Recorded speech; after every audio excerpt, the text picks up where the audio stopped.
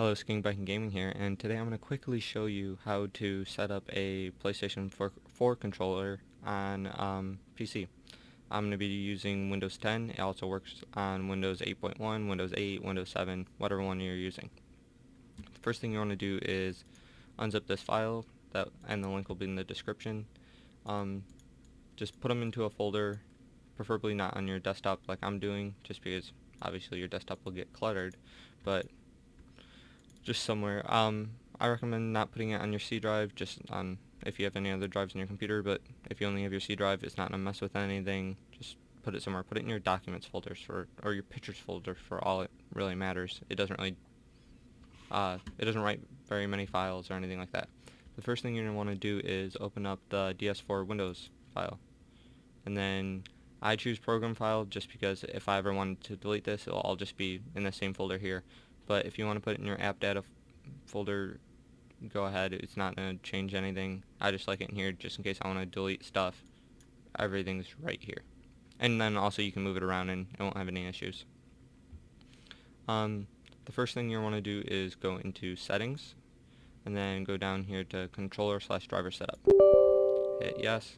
And then sometimes either that last screen or this one here, it'll just be completely white and not do anything.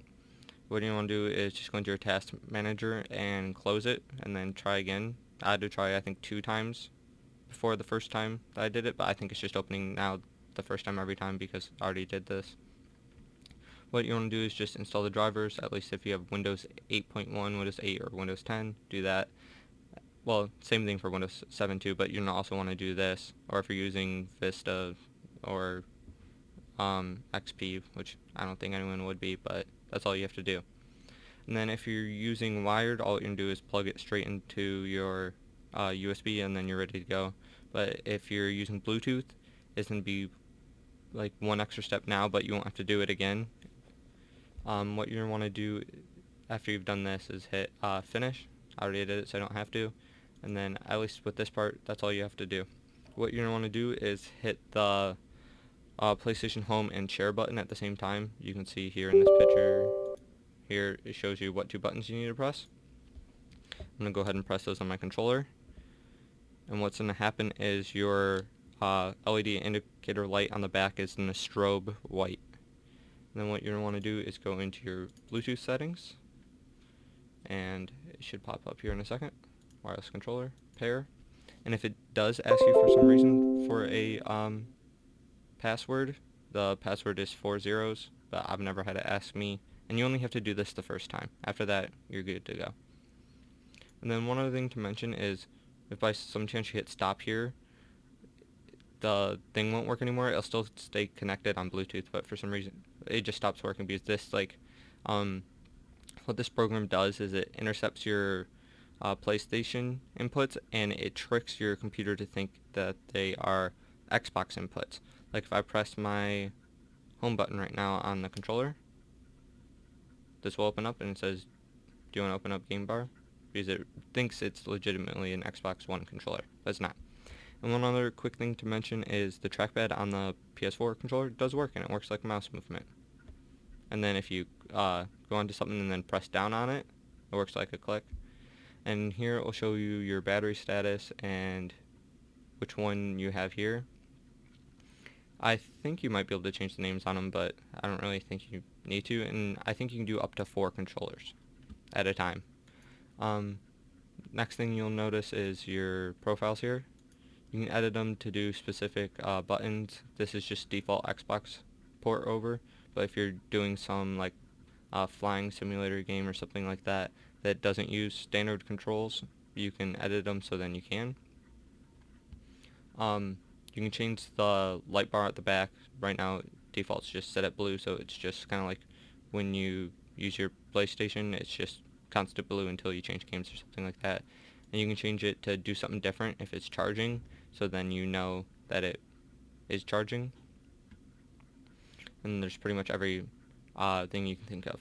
The one setting that I do recommend you change is the out of the box it's set to when there's like an input delay more than 10 milliseconds, it will flash, which as long as you're not playing I don't know, like Counter-Strike, which I don't think you'd be using a controller for anyways, it shouldn't really be an issue.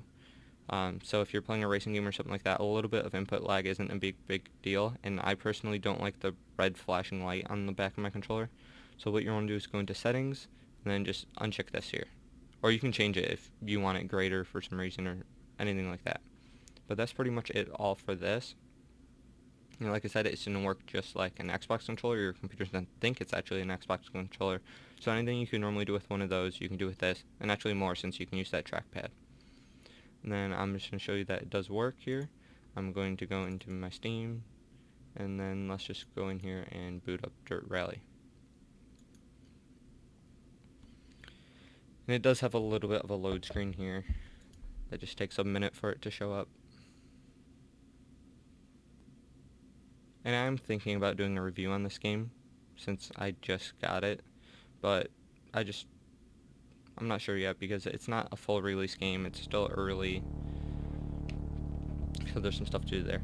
But if by chance that you are playing this game, when you first start it up, you're not going to be able to use the controller. You can still use the trackpad and stuff like that, but the controls won't actually show up. What you're going to want to do is go into options and extras, controls, preset, and then just Xbox One controller, because that's what it thinks it is. And then all these will change. Here, I'll just switch to like preset 1 here. Oh, never mind. That didn't do it. So I'm not sure what was going on there, but anyways, normally you wouldn't have like the back and select buttons there. And just to show it works, I'm gonna just go into a custom event here, go into Rallycross, resume.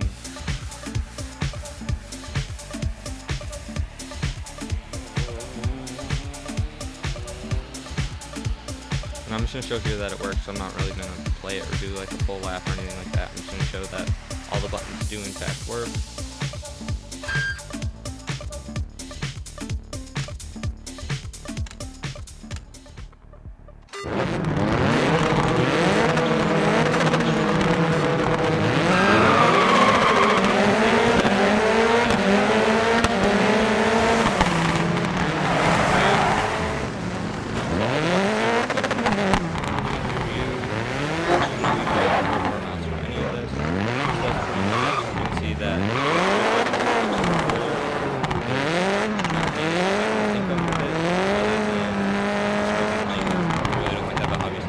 That.